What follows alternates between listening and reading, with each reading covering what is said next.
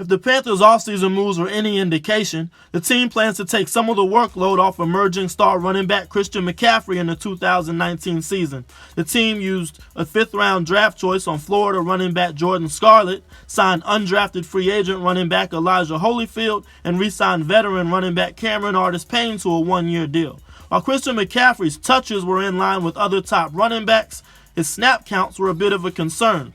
In 2018, Christian McCaffrey played 966 snaps, which was the second most by any running back since 2006, trailing only Matt Forte, who played 984 snaps in 2014. So if the Panthers had it their way, they'll still give Christian McCaffrey the same number of touches in terms of receptions and carries, but they'll reduce his snap counts. So what we're going to do in this video, we're going to go through the possibilities of who can help take some of the load off Christian McCaffrey and land that backup running back position. At the end of the video, after going through each of the potential candidates, I'll make my prediction on how I think the depth chart will turn out.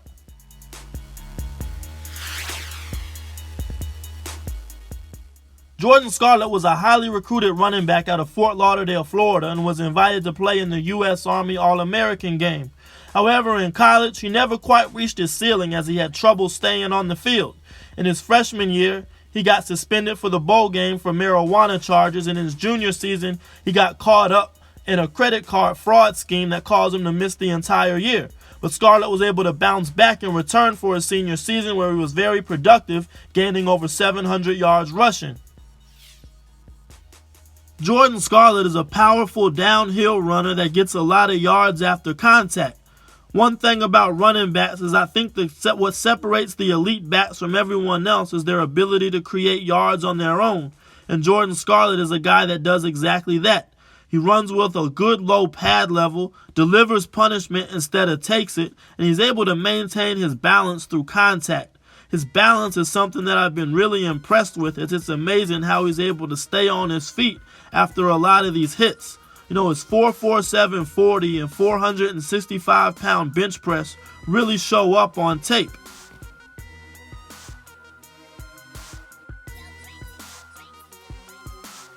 On the goal line. Oh, nice miss there, and Scarlett. I don't know how he made that guy miss in the backfield to get. Supposed to be the power back.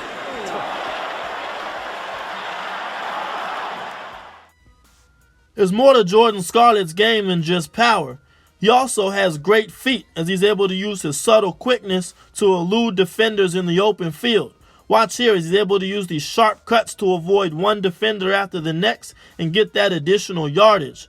So there's so many ways that Jordan Scarlett can beat you. He can run around you, he can run over you, he can use his feet and make you miss. And he also shows the ability to bounce the ball outside when the opportunity presents itself. So I just think Jordan Scarlett's got a good skill set that can potentially contribute to this team. And I look forward to seeing him work in Spartanburg this summer.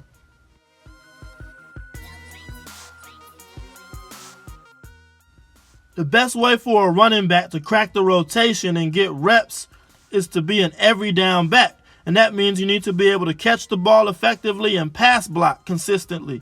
Jordan Scarlett, while he's shown the ability to do both of these things, I'd like to see him become more consistent in both of these areas. Here he shows the ability to run a good route and catch the ball and make plays, but his college career he had too many drop balls, which are a bit of a concern. If you remember last year, the Panthers had C.J. Anderson, who had issues with drops early in the season, and he wasn't able to stay in the running back rotation as a result. As far as pass blocking, Jordan Scarlett shows the willingness to be able to step up and block. He delivers a good initial punch, and he has the strength to be able to be a consistent pass blocker. However, you just like to see him more consistent at it. Take this play, for example. It's not that he couldn't do it, it's just more of a technique thing. As you'll see here, it's about his hand placement. You want to have your hands near the defender's chest plate so you can kind of prevent him from being able to elude you that easily and get to the quarterback. So I think these are things that are easily fixable, and I expect Jordan Scarlett to be better at these things as he progresses through an NFL training camp.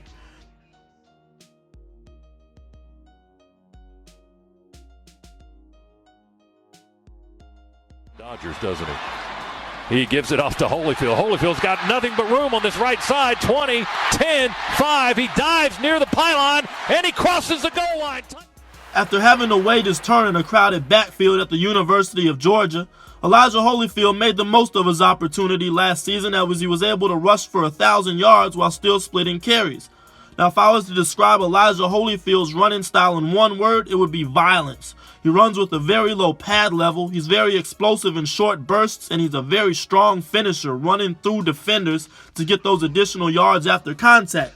Now, to compare him to Jordan Scarlett, I think Jordan Scarlett does a better job of absorbing contact and maintaining his balance through contact, and breaking tackles, whereas Holyfield's just a strong finisher and doesn't maintain his balance through contact the same way Jordan Scarlett does. Now, Holyfield's stock dropped in the NFL draft because of a slow 40 time at the combine. He ran a 4.78, which is subpar for a running back. But when you watch him on film, I don't really think he plays at a 4.78 speed. He must just be one of those guys that, plays well in a helmet and pads but doesn't perform well in a t-shirt and shorts.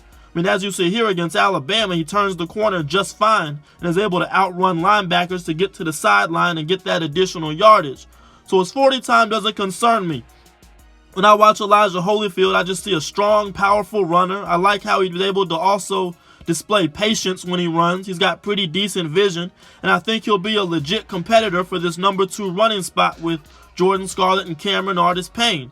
He makes those momentum shifting runs as he's able to move piles and get his teammates excited, and just shift momentum of the game into your favor. So Elijah Holyfield's a guy we got to look out for this summer in Spartanburg. I love his running style. He's got a lot of heart, very strong, very physical, and I think he can make an impact this season if he puts his mind to it. Now, there aren't many reps of Elijah Holyfield in pass protection or receiving, but those reps I did see, he looked pretty solid in both. Like Jordan Scarlett, he showed the ability to be an effective pass blocker, and the times that the ball was thrown to him, he did only have 7 catches, but he was a reliable check down option when he was called upon. So again, like Jordan Scarlett, I think these are the areas where Holyfield and Scarlett could potentially crack the rotation and get some reps in their rookie seasons.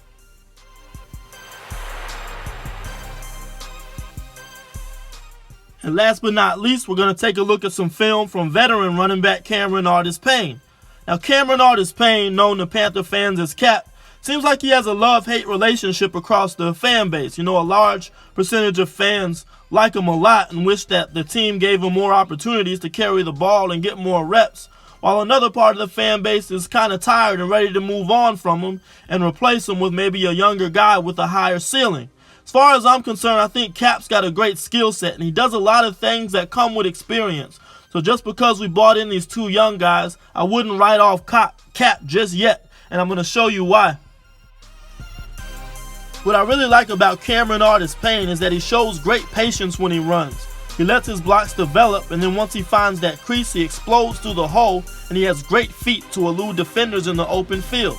Here, the Panthers are going to run a counter play with Tyler Larsen and Chris Manhertz leading Artis-Payne through the hole. I want you to watch how patient Artis-Payne is as he lets both Larsen and Manhertz get bodies on the defenders. Then he's out in the open field, and he has great feet to make guys miss and get additional yardage, picking up a first down. Here, the Panthers are going to run this trap play with number 73, Greg Van Roten, kicking out this defensive tackle, and Taylor Moton's going to try to get a body on this middle linebacker.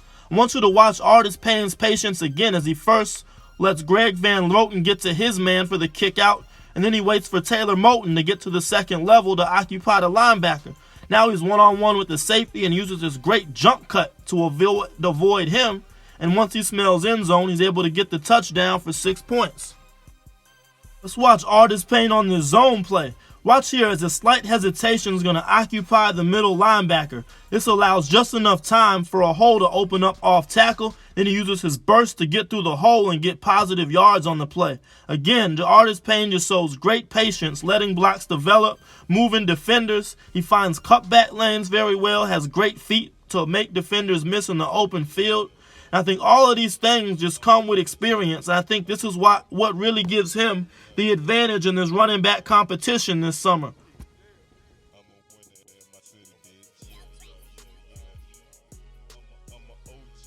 My favorite Cameron Artis-Payne run came against the Dolphins in 2017. Watch here, again, shows great patience and vision as he uses jump cuts to evade defenders and find creases.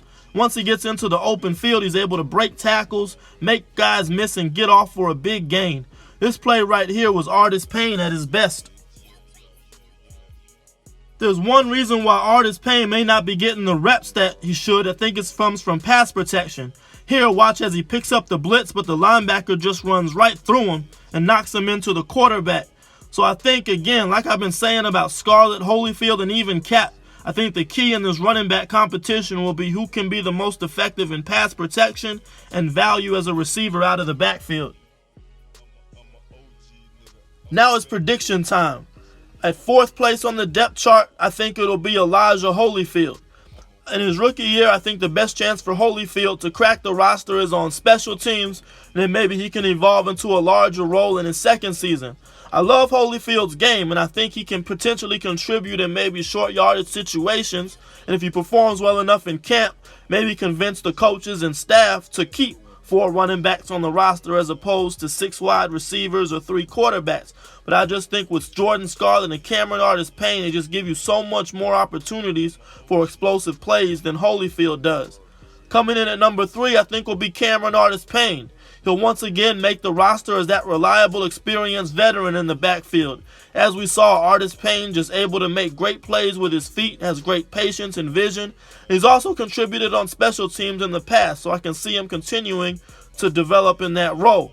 And I think the guy that will ultimately win the backup running back job for the Carolina Panthers this season is none other than Jordan Scarlett. I think Scarlett just has big play ability, the ability to break tackles. I think he can improve and evolve as both a wide receiver and pass blocker. His athletic profile just allows for a higher ceiling. I'm really impressed with what I see with Jordan Scarlett on tape, and I fully expect him to be number 2 on the depth chart when the Panthers take on the Rams in Week 1.